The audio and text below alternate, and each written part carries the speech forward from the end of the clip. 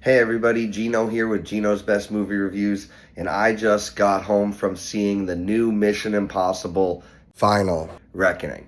Okay, so this franchise is all about the big stunts. They're all about Tom Cruise doing his own stunts. It's all about the action and the espionage and these missions only he can accomplish. And I really liked 4, 5, and 6 a lot. I wasn't the biggest fan of the most recent one before this.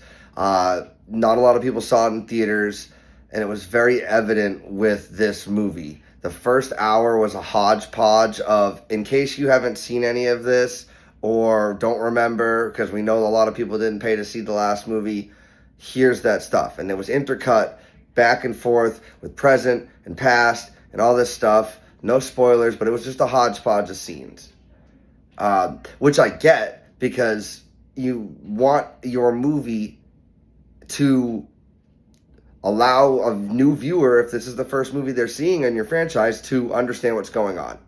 Marvel did that really well, especially early on. So after that first hour gets through, then the movie starts to settle into its own story. And there are two really big Mission Impossible style scenes in this.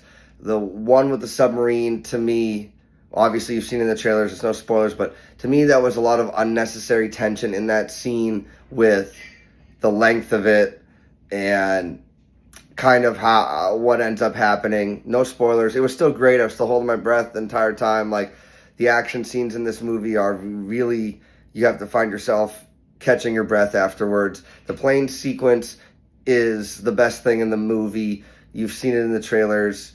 Usually there's that one action scene that really steals the whole movie, and the plane sequence was that, and it was totally worth it.